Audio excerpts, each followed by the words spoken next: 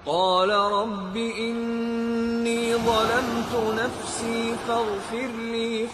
Hukum-hukum seputar menjadi imam.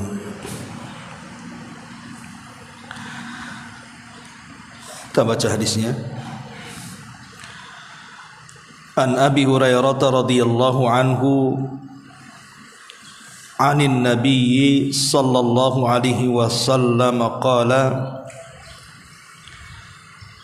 ama yakhsha alladhi yarfa'u ra'sahu qabla al-imami an yuhawwilallahu ra'sahu ra'sa himarin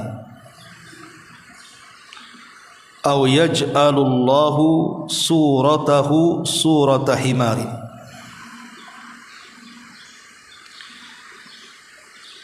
Dari Abu Hurairah radhiyallahu anhu meriwayatkan dari Nabi sallallahu alaihi wasallam, beliau bersabda, apakah orang yang mengangkat kepalanya sebelum imam mengangkat, dia tidak khawatir sekiranya Allah akan merubah kepalanya menjadi kepala keledai, atau Allah akan membuat mukanya menjadi muka keledai.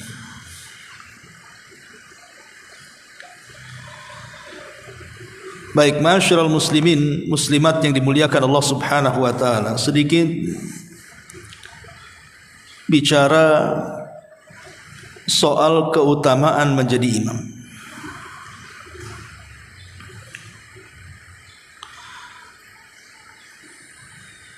Kita tahu bahwa menjadi imam dalam salat ini adalah perbuatan yang sangat mulia dalam Islam. Karena menjadi imam itu adalah pekerjaan yang dilakukan Nabi seumur hidupnya. Jadi Nabi SAW sejak disyariatkannya salat berjamaah sampai wafatnya Nabi SAW, Rasul senantiasa menjadi imam dalam salat, kecuali beliau sedang sakit. Pernah digantikan oleh Abu Bakar Siddiq radhiyallahu anhu.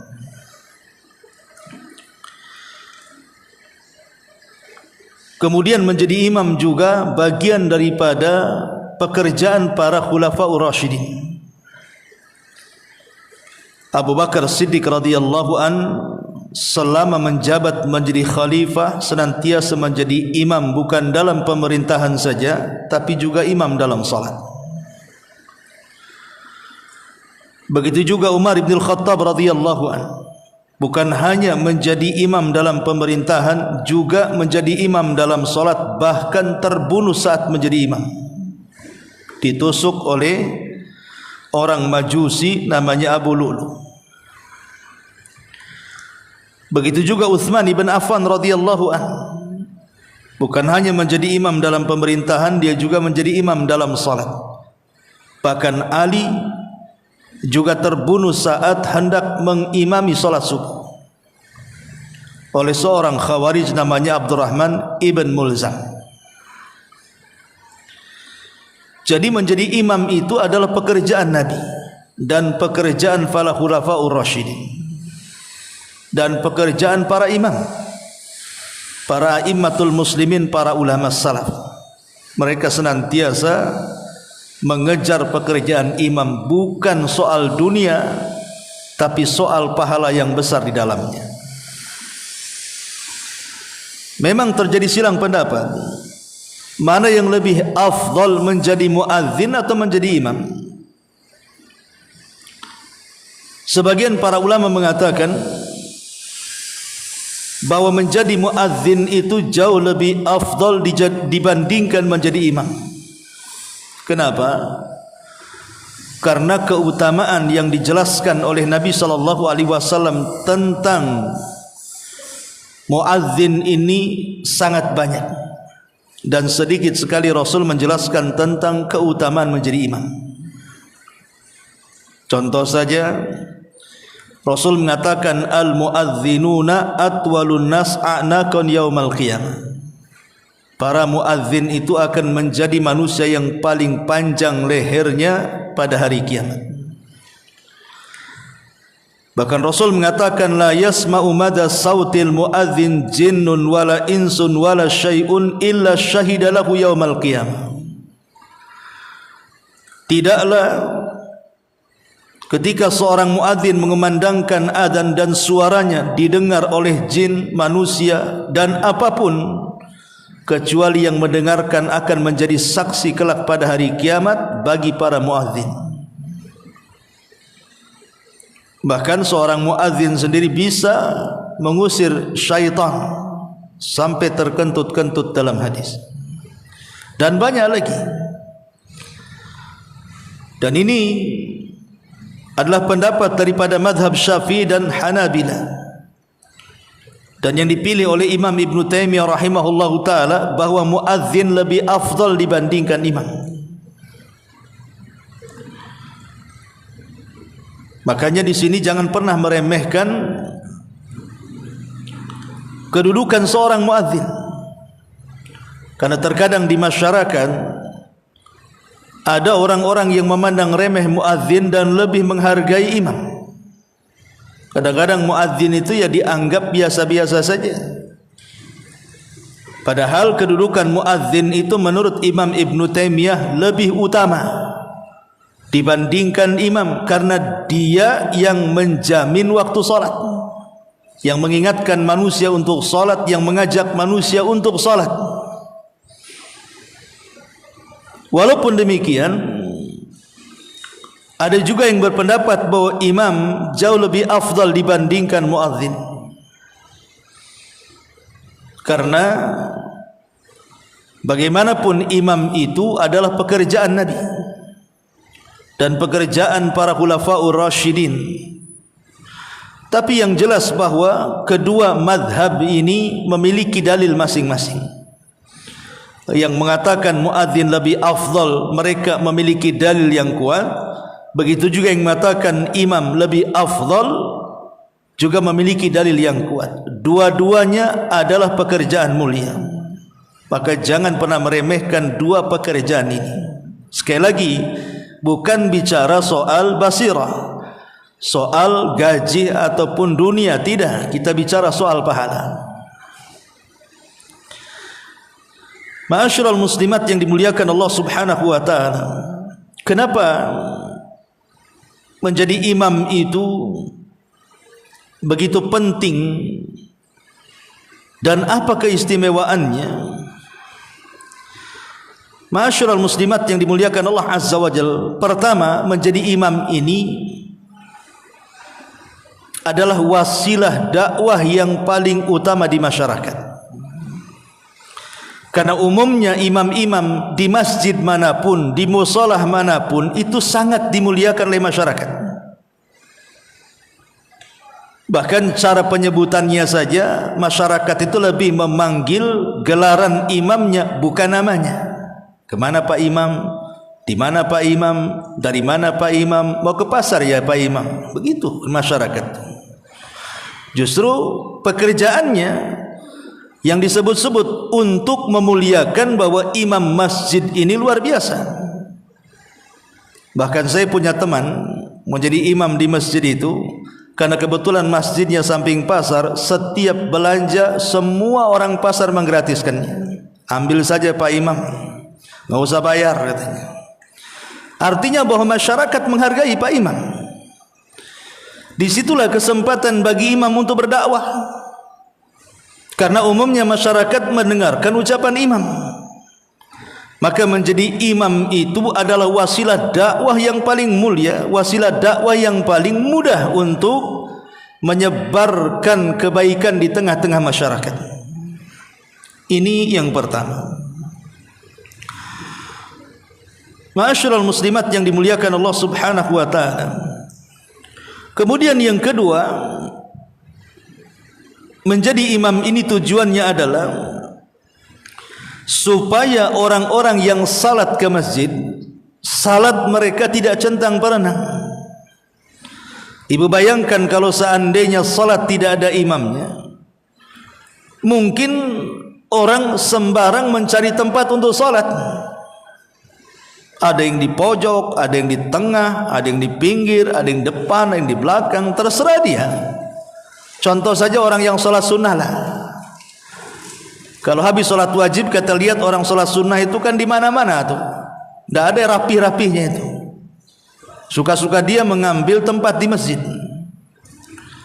Sehingga adanya imam itu untuk menyatukan orang-orang yang salat sehingga perbuatan mereka selaras, sesuai, adanya kerapihan, tidak centang perenang dan begitu seterusnya. Karena bagaimanapun setiap gerakan-gerakan imam itu diikuti. Itulah yang dikatakan Nabi SAW, innama ju'ilal imamu liyu'tamma bihi. Nanti hadis yang kedua, dijadikan imam itu untuk diikuti. Bahkan Nabi SAW di sini mengatakan, kalau tidak mengikuti imam, ingat kepala kalian akan dirubah menjadi keledai. Maksudnya dalam ruku dan sujud dan gerakan-gerakan rukun yang lainnya tidak boleh mendahului imam. Dari sini kita diajarkan kedisiplinan dalam ibadah. Bahwa dalam ibadah itu ada aturan, tidak boleh orak-orakan, harus mengikuti aturan. Diajarkan kedisiplinan dalam ibadah. Ma'asyiral muslimat yang dimuliakan Allah Subhanahu wa taala, intinya bahwa imam itu bisa mempersatukan jamaah sehingga menghindari adanya perselisihan di tengah-tengah masyarakat. Makanya lihat kata imam sebelum salat apa? Sallu sawwu sufufakum. Sawwu sufufakum. Fa inna taswiyatas sufuf min tamamis salat. Rapatkan, luruskan saf-saf kalian, karena rapat dan lurusnya saf dalam solat itu bagian dari kesempurnaan solat itu sendiri. Apa tujuannya? Supaya hati kita tidak berselisih. Sebagaimana Rasul mengatakan, la tasawwunna sufufakum aw la yukhallifannallah baina qulubikum. Mau merapatkan saf atau tidak, atau Allah Subhanahu wa taala akan menjadikan hati-hati kalian berselisih. Jadi manfaat imam ini luar biasa, karena bisa menyatukan dan menghilangkan perselisihan di tengah masyarakat. Ma'asyiral muslimat yang dimuliakan Allah Subhanahu wa taala. Kemudian juga yang ketiga, menjadi imam ini memiliki pahala besar, karena dia akan mendapatkan pahala sebanyak makmum yang ikut solat di belakangnya. Kalau makmum yang solat di belakangnya 100 orang, ya 100 pahala dia dapat, plus pahala dia menjadi imam. Kan enak itu. Makanya di zaman para sahabat, banyak para sahabat Nabi SAW yang datang kepada Nabi SAW minta supaya mereka dijadikan imam, karena melihat pahalanya. Ada seorang sahabat datang, ya Rasul ij'al li imaman, ya Rasul jadikan aku menjadi imam salat, karena pahalanya besar. Dia mendapatkan pahala sebanyak makmum di belakangnya itu. Maka makin banyak makmum yang salat di belakangnya, makin banyak pahala yang didapatkan sang imam saat salat. Bahkan Nabi SAW mendoakan para imam dengan doanya, Allahumma rsyud al-a'immata waghfir lil muadzinin. Ya Allah, berikanlah petunjuk bagi para imam-imam salat. Lihat Nabi SAW mendoakan kebaikan dengan mendoakan hidayah dan petunjuk kepada para imam. Itu dari lisan Nabi SAW sendiri. Bahkan ketika Nabi SAW memerintahkan kaum muslimin umatnya menjadi imam dalam solat, Rasul sampai mengatakan, ya ummul qaumu aqra'uhum li kitabillah. Hendaklah yang menjadi imam adalah orang yang paling aqra, artinya yang paling afdal dari segi akhlaknya, dari segi bacaan Qur'annya, dari segi fikihnya, dari segi macam-macamnya. Menunjukkan bahwa posisi imam enggak sembarang orang. Enggak semua orang main maju gitu saja. Walaupun para sahabat mereka datang kepada Rasul dan mengatakan, ij'al li imaman, ya Rasul jadikan aku imam. Tentu karena para sahabat tahu pahalanya besar dan mereka merasa sanggup untuk itu. Tapi di zaman sekarang terkadang, terutama di masjid-masjid awam itu kan, yang menjadi imam itu kadang-kadang sudah tua banget, bacaannya sudah enggak karuan, nafasnya sudah terengah-engah kan gitu. Tetap saja dijadikan imam. Kita tidak menafikan bahwa kita ini menghormati orang tua, itu ajaran Islam. Karena termasuk kita memuliakan Allah adalah memuliakan orang tua. Tetapi dalam masalah ibadah, tentu tua saja tidak cukup.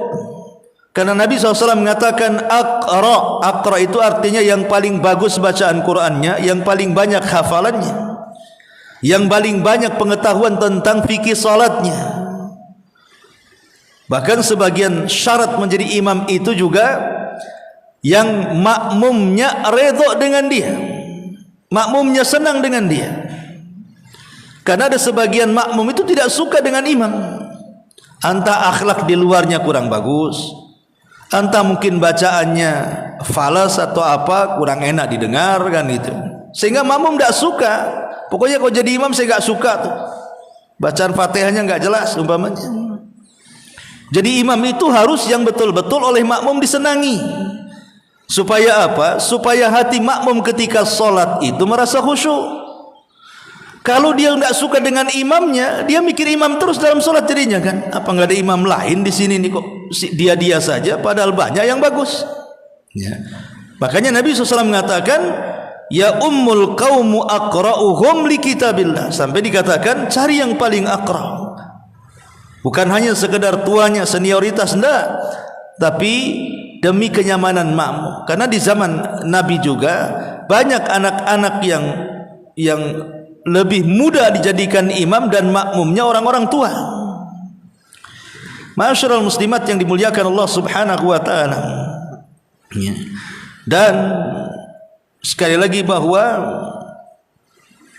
imam itu sebagaimana diisyaratkan di dalam Al-Qur'an Al-Karim, walladzina yaquluna rabbana hab lana min azwajina wa dzurriyyatina qurrata a'yun waj'alna lil muttaqina imama. Ya Allah, jadikan kami bagi orang-orang yang bertakwa menjadi imam. Maksudnya menjadi imam dalam kebaikan. Makanya imam itu cari orang baik, supaya bukan hanya diikuti gerakan bacaannya dalam solat, tapi juga di luar daripada solat dia dijadikan contoh. Makanya dari muqaddimah saya katakan tadi, menjadi imam itu adalah wasilah dakwah yang paling tepat, karena masyarakat dengar dia. Ya. Mau yang dikatakan itu sunnah, mau dikatakan tidak sunnah, kadang masyarakat ikut saja. Kecuali masyarakatnya sudah ngaji ya, bisa bedakan hak dan yang batil. Kalau masyarakat awam itu, mereka menganggap imam itu ulama itu masalahnya. Kadang-kadang mau difatwakannya betul ya ikut, mau difatwakannya salah juga ikut. Makanya di sini imam itu memang sangat dimuliakan dalam Islam, dan itu adalah amanah yang sangat besar di pundak para imam, sehingga tidak boleh sembarang menjadi imam. Kalau imam itu benar, maka dia dapat pahala dan makmum seluruh di belakangnya dapat pahala. Tapi kalau dia salah, makmum tidak dibawa-bawa, tetap dapat pahala, imam tidak dapat apa-apa. Boleh juga dia berdosa ya. Seperti mamanya imam kentut tidak kedengaran karena malu, malah diselesaikan sampai selesai. Makmum tidak tahu apa-apa, ngikutin sampai salam, makmum tetap dapat pahala. Tapi imam ini tidak dapat apa-apa, bahkan berdosa. Harusnya dia keluar, carikan penggantinya. Makanya kenapa Nabi SAW saking menghargainya pekerjaan imam itu sampai mengatakan liyani minkum ulil ahlami wan nuha. Hendaklah orang yang di belakang imam itu pada saf pertama persis di belakang imam itu, tidak sembarang orang diletakkan di situ. Harus orang-orang yang mampu kalau imam batal dia bisa maju. Yang minimalnya setara dengan imam lah, kalaupun tidak setara di bawahnya. Tapi jangan sembarang orang di situ. Makanya kenapa orang dulu biasanya di belakang imam itu dikosongkan, enggak berani orang dekat, kecuali orang-orang yang bisa menggantikan kalau imam mengalami kebatalan dalam salatnya. Menunjukkan apa? Nabi menjaga posisi imam. Kalau dia sewaktu-waktu keluar dari salat, ada yang penggantinya yang layak sebagai pengganti menjadi imam. Di situ menunjukkan apa? Posisi imam itu penting dalam salat. Makanya kenapa juga Nabi SAW sampai menyuruh kita untuk merapatkan saf, supaya jangan kemudian setan masuk di celah-celah renggangnya saf, kemudian bisa masuk ke depan dan mengganggu imam. Kalau imamnya bermasalah, ke belakangnya nanti bermasalah, begitu maksudnya. Nah itulah menunjukkan apa? Bahwa posisi menjadi imam itu luar biasa. Bahkan yang mengangkat derajat makmum dalam pahala sendiri adalah imam. Sebab kalau tidak ada imam, tidak solat jamaah. Kalau tidak ada solat jamaah, berarti satu orang solat dihitung satu pahala. Tapi ketika berjamaah bersama imam, menjadi 20, 25 sampai 27 pahala tu dapat solatnya. Bahkan orang yang datang ke masjid saja setiap langkahnya dia dapat pahala besar. Jadi memang pekerjaan imam ini luar biasa. Sampai-sampai Nabi SAW kalau hendak mengutus sariyah, utusan perang tanpa dipimpin dia, Nabi SAW terkadang menyeleksi pemimpin perang itu. Yang diseleksi apanya? Bacaan Qur'annya. Jadi itulah pertama kali ujian orang-orang yang akan dilantik menjadi pemimpin perang dalam syariah. Kata Nabi SAW, siapa di antara kalian yang paling banyak hafalan Qur'annya? Maka kalau di antara pasukan mengatakan hafidtu surata kadza wa kadza, aku hafal surat ini dan itu, yang lain mengatakan aku hafal surat ini dan itu, maka Nabi SAW akan mengatakan kepada yang paling banyak hafalannya, anta imamuh, engkau imam mereka. Kenapa? Karena imam perang itu bukan hanya sekedar menjadi jenderal perang, tapi juga dia harus menjadi imam dalam solat, supaya seluruh pasukannya ikut dia, baik dalam strategis perang ataupun dalam gerakan solat. Begitu Nabi SAW menghendaki bahwa menunjuk imam jenderal untuk berperang itu, di balik itu juga harus banyak hafalannya, karena dia akan menjadi pemimpin solat juga, bukan hanya menjadi pemimpin perang. Itu masalahnya.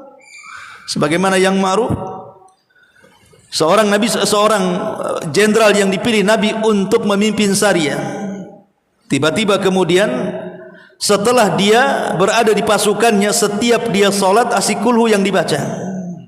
Jadi para prajurit mengatakan, engkau dipilih Nabi karena banyak hafalannya, tapi kenapa engkau setiap solat membaca surat Al-Ikhlas dan tidak mau ganti?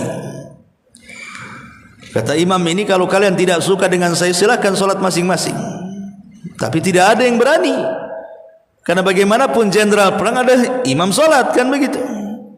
Sampai kemudian kepulangan mereka menang, dan Rasul memanggilnya dan mengatakan, aku mendengar dari prajuritmu bahwa engkau ketika solat asli membaca surah Al-Ikhlas dan tidak pernah membaca yang lainnya. Bukankah aku tugaskan engkau memimpin solat juga karena engkau banyak hafalannya? Maka dia mengatakan, ya Rasulullah, inni uhibbuha, karena aku suka dengan surat itu. Maka Rasulullah SAW mengatakan, kenapa kau suka dengan surat itu? Karena terdapat sifat-sifat Allah yang besar, ahad, samad, lam yalid walam yulad walam yakul lahu kufuwan ahad.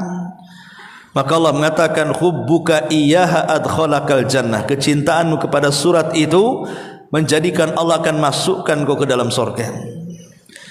Ma'asyiral muslimat yang dimuliakan Allah Subhanahu wa taala, dan juga para ulama salaf, Ya, seperti yang banyak dikisahkan bagaimana mereka ada yang 40 tahun tidak pernah meninggalkan takbiratul ihram, artinya selalu datang ke masjid karena tahu bahwa menjadi imam dalam salat itu luar biasa.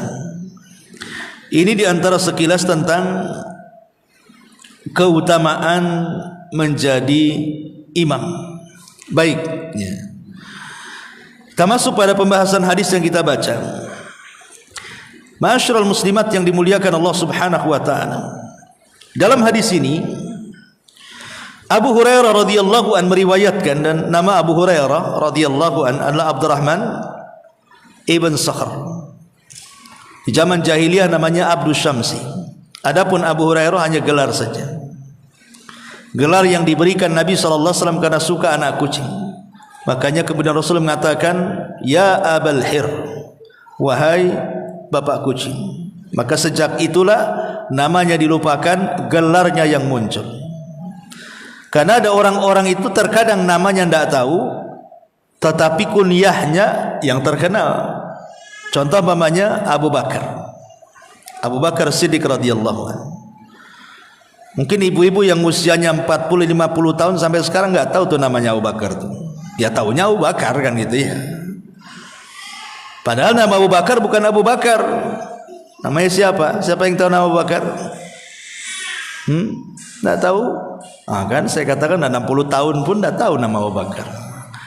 Nama Abu Bakar itu namanya Abdullah, putra daripada Utsman.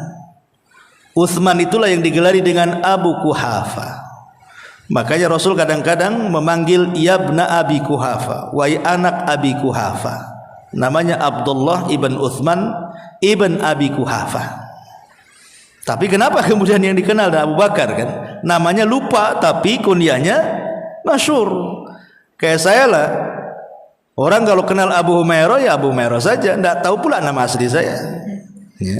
Jadi ada orang-orang yang terkenal kunyahnya saja. Seperti Abu Hurairah, ya kunyahnya yang dikenal, tapi namanya kadang-kadang orang tidak tahu. Tapi kunyah itu bagian daripada sunnah. Kunyah itu bagian daripada sunnah yang diawali dengan abu atau ummu. Ya. Kalau di masyarakat biasanya ya walaupun tidak pakai bahasa Arab, gak ada masalah. Seperti mamanya ada keluarga suami istri punya anak Muhammad, biasanya di masyarakat mengatakan bapaknya Muhammad, itu ibunya Muhammad. Ya, cuman kan di bahasa Indonesia kan, di bahasa Arab kan ya Abu Muhammad, Ummu Muhammad kan itu. Dan itu tradisi di tempat kita juga seperti itu, cuman tidak pakai bahasa Arab. Justru kadang-kadang kalau di bahasa Arab kan kadang-kadang konotasinya disalahgunakan. Karena teroris-teroris di negeri ini kadang-kadang diawali dengan abu-abu tuh. Abu-abu, abu ini, abu itu. Hati-hati itu katanya, nama teroris itu didahului dengan abu tuh katanya. Sampai di Bengkong sana ada banyak orang-orang yang sudah ngaji tinggal di situ. Pak RT bilangnya gang abu-abu katanya. Itu gangnya abu-abu karena namanya abu-abu semua. Abu ini, abu itu, abu ini. Padahal itu kunyah. Abu Hurairah kan kunyah. Ya.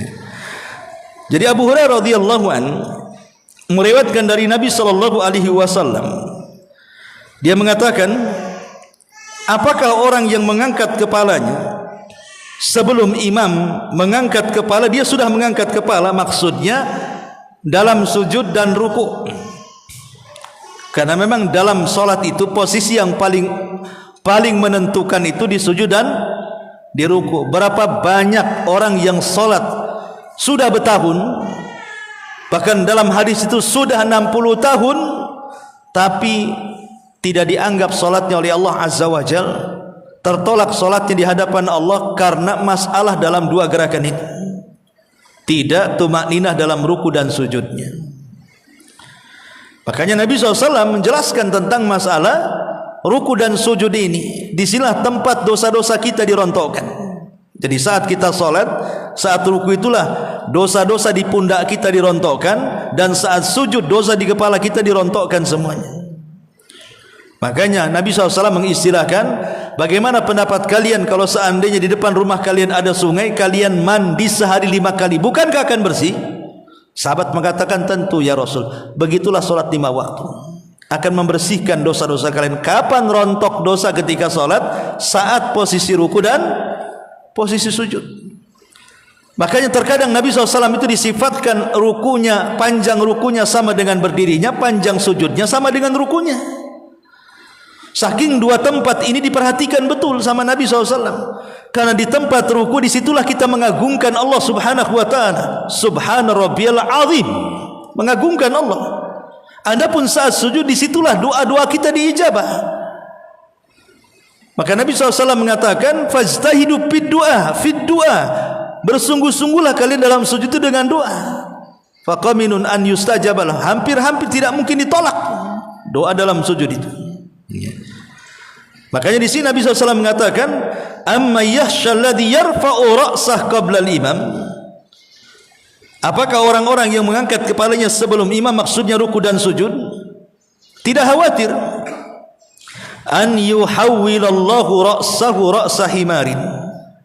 Sekiranya Allah Subhanahu wa ta'ala akan merubah kepalanya menjadi kepala keledai, au yaj'alallahu suratahu surata himarin, atau merubah wajahnya seperti wajah keledai. Kenapa Nabi SAW mengistilahkan dengan keledai? Bukankah binatang di zaman itu juga ada unta, ada kuda, ya kan? Ada bigal, macam-macam di zaman itu ada binatang gitu ya. Tapi kenapa kemudian dijadikan keledai? Wallahu alam, pensyarah hadis mengatakan boleh jadi karena masyarakat di zaman itu paling akrab dengan keledai. Apalagi keledai itu memang kendaraan atau kaki masyarakat Arab, biasa ditunggangi, biasa membawa barang-barang, ya, dan begitu seterusnya. Kalau sekarang motor lah kan itu ya, kaki kita itu zaman dulu keledai lah yang paling mudah, yang paling murah gitu. Atau yang dimaksud adalah karena kebodohannya. Jadi keledai itu dianggap binatang bodoh, ya, keras kepala gitu ya. Nah, itulah orang-orang yang di belakang imam, yang mereka mendahului gerakan imam terutama dalam ruku dan sujud itu, dia anggap keras kepala dan bodoh seperti keledai. Walaupun ada sebagian para ulama mengatakan bahwa hadis ini dibawa kepada zahirnya betul-betul seperti keledai. Dari segi apa? Pertama dari segi wataknya, atau bisa juga fisiknya akan dirubah seperti wajah keledai. Dan ini pernah terjadi di zaman Al-Imam Ibnu Hazm rahimahullahu ta'ala, seorang ulama Maroko. Di zaman dia termasuk ulama salaf. Ada di zaman dia orang yang kemudian hendak kurang ajar dengan hadis ini, menyelisih hadis ini. Masa sih kalau saya mendahulukan gerakan dengan imam, kepala saya jadi keledai katanya. Jadi dia coba-coba tuh menentang hadis ini. Rupanya betul, setelah dia menentang hadis ini, mendahului gerakan ruku dan sujudnya imam, setelah sholat Allah robah kepalanya jadi keledai. Sehingga ada yang mengatakan bisa juga dibawa kepada hakikatnya. Tapi umumnya para ulama syurah hadis mengatakan maksudnya wataknya seperti watak keledai, keras kepala, bodoh, ya.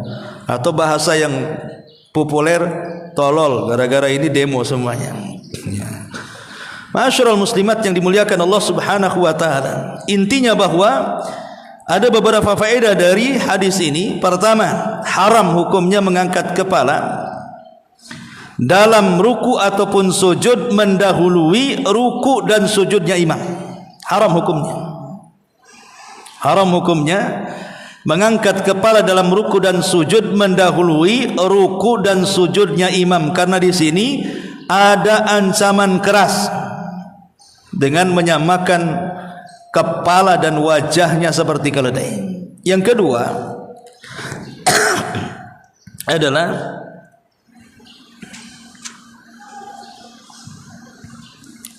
wajib mengikuti imam, wajib makmum mengikuti imam dalam kondisi apapun, kecuali dalam gerakan-gerakan yang dianggap gerakan itu bukan bagian daripada solat.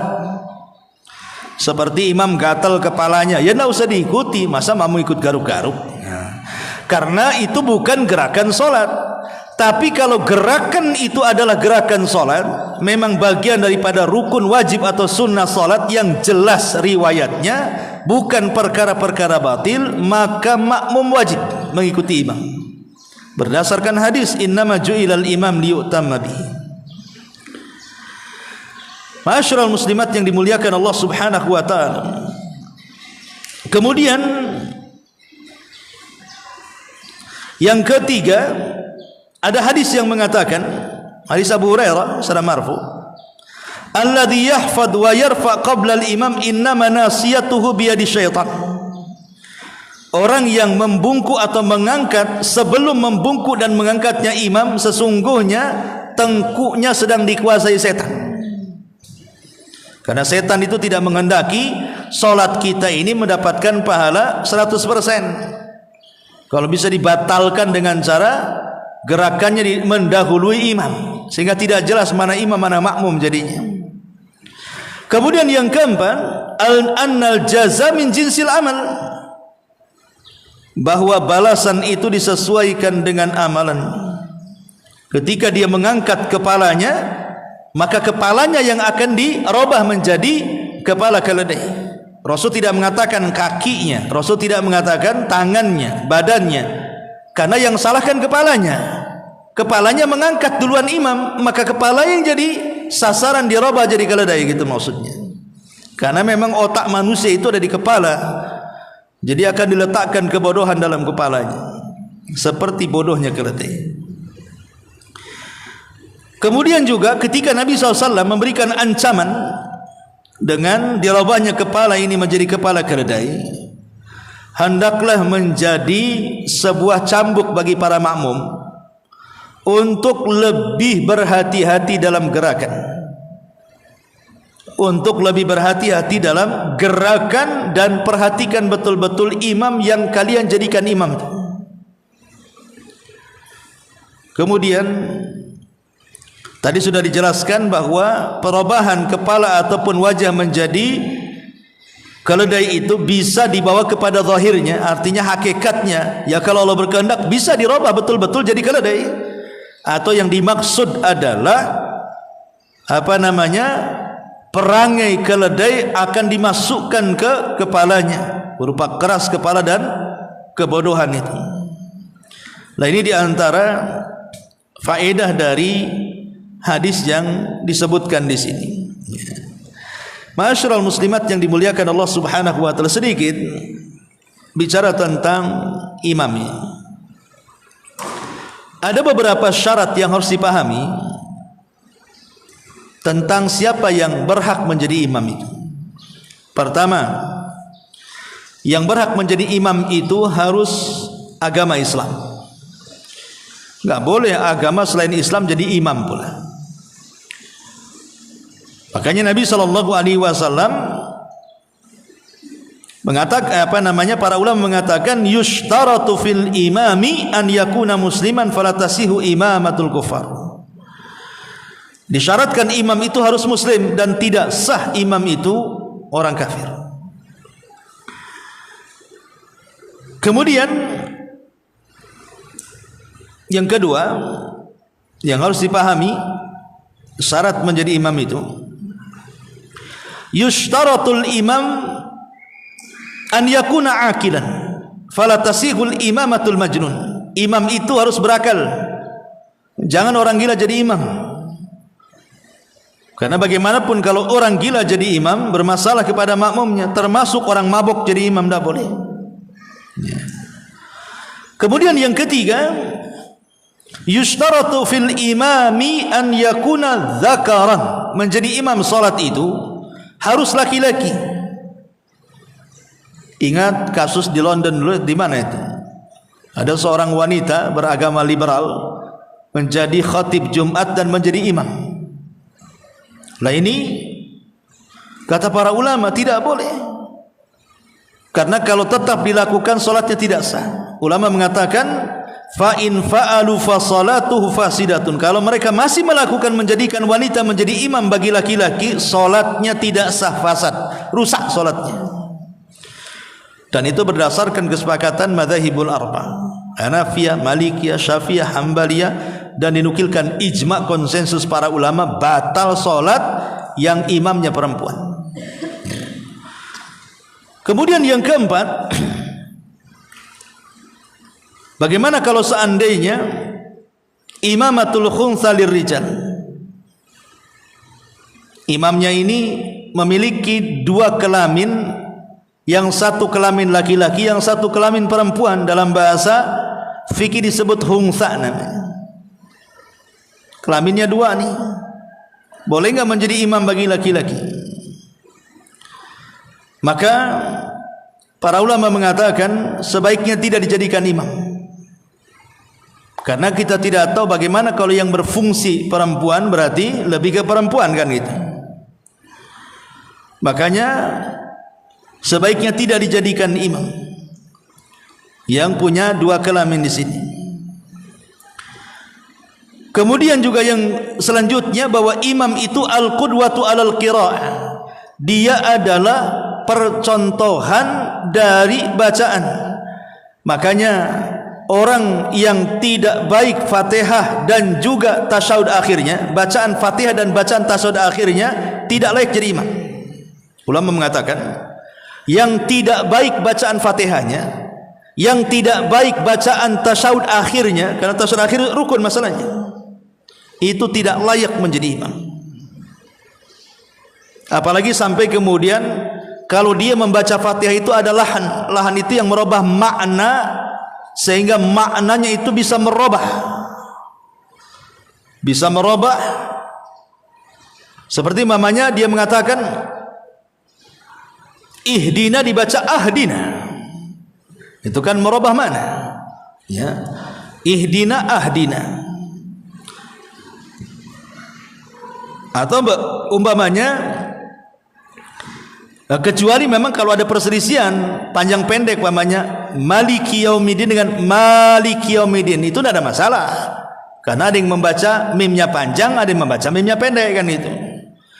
Tapi kalau lahannya sampai keterlaluan sehingga merubah mana, maka tidak layak menjadi imam sholat. Atau dia tidak pandai membaca bacaan tasyahud akhir. Makanya imam itu sebagai qudwah, sebagai percontohan dari bacaan. Makanya cari imam yang bacaannya bagus. Ada juga walaupun diperselisihkan, harus adalah itu maksudnya nggak boleh orang fasik jadi imam. Umpamanya dikenal di masyarakat itu Pak Imam suka ngadu judi online tuh. Dah tahulah dia penjudi online gitu kan. Itu kan orang fasik, tukang judi kan begitu ya. Atau nampak ngerawat ayam jago aduan, suka ngadu ayam. Ya. Atau nampak dia suka mabuk. Ya. Atau main perempuan atau apa gitu kan. Maka para ulama mengatakan sebaiknya cari yang adalah itu jauh dari kefasikan. Tentu kita hanya bisa melihat lahiriahnya, bukan kita disuruh tajasus mengintai kepribadian yang nggak boleh. Lahiriahnya saja, hari-hari zahirnya memang dia orang baik, ya sudah jadi imam.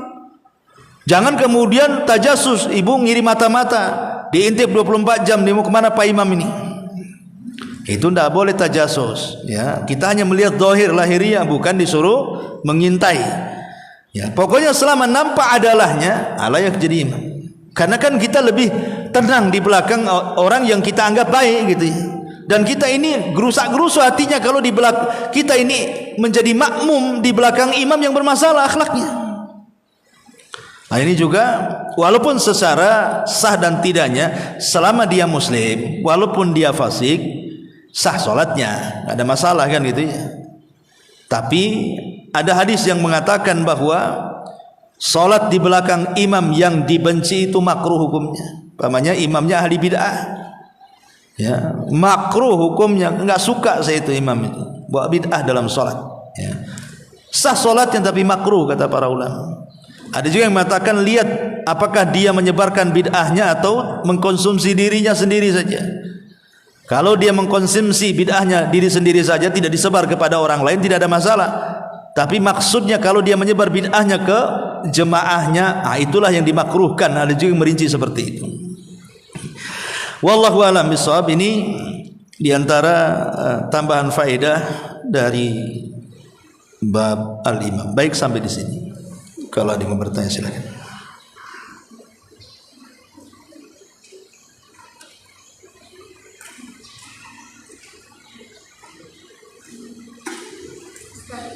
Iya. Yang terakhir pada Ustaz, katakan kalau makruh sholat belakang imam yang tidak disukai makmumnya, itu makruh dari makmumnya atau makruh dari imamnya? Ya, makruh jadi makruh makmumnya jadi makruh, tidak disukai. Kenapa makruh? Karena ada imam yang lebih baik, kenapa tidak diganti dengan imam lebih baik? Yang kedua, kita sebagai makmum terganggu dengan imam tadi. Karena ketidaksukaan dengan imam itu, akhirnya kita tidak khusyuk. Makanya sampai ulama itu memerinci tentang ahli bid'ah yang menjadi imam. Kalau bid'ahnya tidak disebar hanya untuk dirinya sendiri saja, ya tidak makruh. Karena kan dia tidak membahayakan orang. Tapi kalau sudah ngajak-ngajak orang, disuruh ngikut dia semuanya, padahal ajarannya tidak jelas dari Nabi, ya itulah yang kemudian dikatakan makruh. Makruh solat yang di belakangnya. Wallahu a'lam. Kalau masalah yang tidak disukai makmum ini, maksudnya apa? Sudah sepakat makmum tidak suka? Ya kebanyakan, maksudnya kan begini. Orang kalau imam ma'ruf, contoh dia orang fasik. Dia orang fasik jelas, mabok, judi, apa semua. Tapi sama pengurus ini masih dijadikan imam, alasannya bacanya bagus, ya masih amanah dengan waktu. Tapi kan perangainya jahat, umpamanya kan fasik, gitu ya. Makmum sudah tahu, makmum kebanyakan mereka sudah tahu. Kan otomatis orang-orang yang biasa ke masjid, lain kalau orang nggak pernah ke masjid kan nggak tahu kondisi masjid. Orang yang hari-hari sholat di masjid pasti ada perasaan berbeda dia. Ya, antara siapa yang menjadi imam bagi mereka itu. Ya mungkin bagi pengurus-pengurus yang mengangkat tidak ada masalah kan. Tapi kebanyakan, kita katakan kebanyakan, kalau 100% semuanya, ya ngapain dijadikan imam? Di demo saja kan gitu, diganti. Karena kan yang berkuasa di masjid kan pengurusnya. Makanya kan pengurus masjidnya hati-hati kalau mengangkat jadi imam itu. Jangan sampai jemaah yang datang tidak suka dengan dia. Maksud ketidaksukaan itu, maksudnya bukan karena umpamanya ini imamnya orang sunnah, makmumnya bukan, enggak suka, bukan itu maksudnya. Maksudnya ketidaksukaannya di sini karena melihat sisi kemungkarannya. Entah dia ahli maksiat, entah dia ahli bid'ah gitu ya, atau pelaku syirik dan begitu seterusnya. Wallahu a'lam. Ya.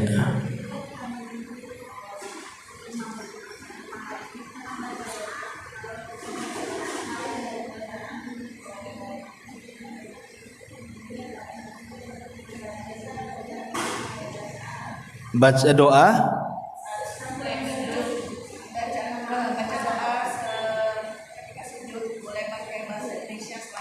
Oh iya. Pertama yang harus dibaca adalah yang diarahkan Nabi dulu. Subhana rabbiyal a'la dulu. Minimal 3 kali. Yang wajib 1 kali, yang 2 itu sunnah. Tapi minimal 3 kali lah subhana rabbiyal a'la. Lebih banyak lebih baik. Ya.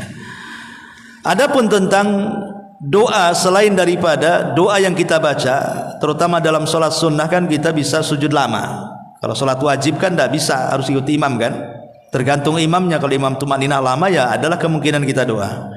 Tapi kalau imannya main ngebut saja kan tidak bisa juga kita lama-lama sujud, takut ketinggalan 2 rukun bisa batal kan gitu. Mungkin dalam sholat sunnah lah kan gitu, bisa kita lama-lamaan. Bahkan Sufyan Ats-Tsauri itu sujud sampai 2 kali tawaf. 1 kali tawaf berapa keliling? 7 putaran tuh. 2 kali tawaf 14 putaran baru dia ngangkat dari kepalanya. Itu Sufyan Ats-Tsauri. Ya. Kalau ibu kelamaan pasti ngantuk tidur. Dia sujud maksudnya doa. Pertanyaannya boleh nggak doa pakai bahasa kita? Para ulama mengatakan man la yuhsin al-arabiyyah, bagi orang yang tidak baik berbahasa Arab, artinya umumnya orang awam kan tak pandai bahasa Arab gitu ya. Tak pandai merangkai kata, tak pandai juga menghafal doa-doa Quran dan sunnah gitu kan. Maka membolehkan menggunakan doa menggunakan bahasa sendiri. Bahasa daerah, bahasa Indonesia, bahasa nasional. Masalahnya di mana letaknya? Apakah dalam hati ataukah boleh diucapkan? Ya. Saya pernah mendengar fatwa daripada kalau nggak salah Abdul Muhsin Al-Badr. Syekh Abdul Muhsin Al-Badr, hafizahullah taala. Beliau mengatakan boleh bagi yang tidak baik qiraahnya, maksudnya tidak baik bahasa Arabnya, untuk berdoa dengan bahasa masing-masing dan boleh dilafadzkan. Tidak harus dalam hati, bisa dilafadzkan. Ya, ini ijtihad beliau. Ya. Dan saya juga pernah membaca melihat di YouTube beberapa ulama, fatwa ulama membolehkan. Syaratnya ya, orang yang tidak pandai bahasa Arab maksudnya ya. Kalau dia pandai bahasa Arab kan dia bisa menghafal doa dalam Quran, doa dalam hadis, atau merangkai kata-kata dalam doa kan begitu ya. Nah, makanya di zaman Rasul, ketika Rasul bertawaf dengan Mu'adz bin Jabal, tawaf, dan tawaf itu kan sebagai pengganti sholat. Tawaf itu sebagai pengganti sholat. Makanya orang yang masuk Masjidil Haram tidak ada tahiyatul masjid, langsung tawaf sebagai penggantinya. Makanya syarat tawaf harus bersih, tidak boleh punya hadas ya. Kecuali kalau seandainya seseorang tidak mau tawaf baru tahiyatul masjid ya. Tapi dasarnya masuk Masjidil Haram itu disunahkan tawaf dan memperbanyak tawaf. Jadi ada orang Badui ikut tawaf bersama Nabi. Lah kebetulan dia di samping Rasul dan Mu'adz bin Jabal. Ya Rasul merangkai doa, tentu dia seorang nabi, sangat indah doanya. Mu'adz juga begitu, orang yang paling pakar halal dan haram, cerdas, dia bisa merangkai doa. Jadi Arab Badui ini dia tak pandai merangkai doa. Dia datang kepada Nabi SAW, ya Rasul ajarkan kepadaku doa yang kau rangkai dan Mu'adz yang merangkai. Indah sekali doa yang kau rangkai dan juga Mu'adz yang merangkai. Kata Nabi SAW, selama engkau tawaf, engkau minta apa tadi? Maka Arab Badui ini mengatakan, hanya minta dua Rasul. Satu, dihindarkan dari neraka, dua, dimasukkan ke sorga. Kata Rasul, haulahuma nudandin. Sekitar keduanya itulah doa kami katanya. Sepanjang-panjang kami doa, itu intinya katanya. Maksudnya Nabi SAW gak usah ikut lafaz saya, doalah sendiri, karena inti daripada doaku dengan Mu'adz itu seputar itu katanya. Makanya kadang-kadang kita aneh juga orang-orang yang tawaf, kadang-kadang mengikut mutawif ya kan. Kalau memang doa yang memang diingatkan oleh mutawif, oh di sini baca Rabbana atina fid dunya umpamanya kan, ketika di antara dua rukun ialah kita ingatkan. Atau kita ingatkan dengan doa yang lainnya. Tapi intinya bahwa berdoa yang keluar dari diri sendiri itulah yang paling ikhlas, karena dia yang paling tahu apa yang diinginkan dia. Kan keinginan dia yang tahu, bukan orang lain. Kalau orang lain yang berdoa kan kita hanya amin-amin saja kan begitu ya. Tapi yang tahu keinginan kita kan kita sendiri. Maka sibukkan dengan doa diri sendiri. Itulah keinginan kita, apa yang kita mau sebenarnya. Di situ kita berdoa. Tidak dengan bahasa Arab, ya dengan bahasa kita, Allah tahu kan gitu. Jadi itu diantara dalilnya, wallahu a'lam. Iya. Ketika kita sujud, ketika kita sholat berjamaah, seandainya imam masih sujud, mana lebih afdal kita memperbanyak tasbih doa sujud atau kita membaca doa? Ya kita bagi saja. Karena Rasul mengatakan fastahidu fid doa. Sungguh-sungguh dalam doa.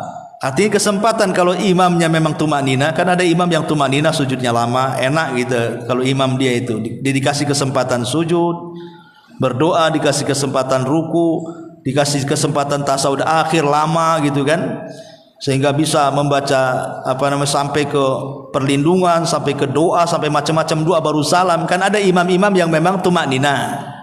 Nah ini alhamdulillah kalau dapat imam seperti itu. Ada kesempatan dalam sujud kita bukan hanya bertasbih saja, tapi lebih daripada itu ada doa di situ. Karena bagaimanapun seafdol-afdol salat kan salat wajib. Kesempatan di situ. Cuman kadang-kadang imam ini kan ada model kilat, ada kilat khusus, ada kilat guntur, ada macam-macam kilat kan itu. Ada yang nggak bisa kita ngikutin dia, bacanya satu nafas, gerakannya setengah nafas. Kadang-kadang kita bingung menggerakkan dia, belum baca dia udah gerak. Lah imam seperti ini kata ulama, kalau sampai merusak rukun salat dan wajib salat, sebaiknya keluar. Kenapa? Percuma salatnya. Masa kita baru ruku dia sudah bangkit dari ruku, belum baca apa-apa, akhirnya banyak kewajiban ditinggalkan. Sebaiknya mufaraqah kata ulama. Lebih baik sholat sendiri, karena percuma sholat jamaah nggak dapat apa-apa gitu maksudnya. Tapi kalau masih bisa mengikuti, mungkin agak cepat tapi masih bisa mengikuti, ya enggak apa-apa, supaya dapat pahala jamaah kan. Nah, tapi kalau tidak bisa mengikuti, sebaiknya mufaraqah, keluar. Ya, wallahu a'lam.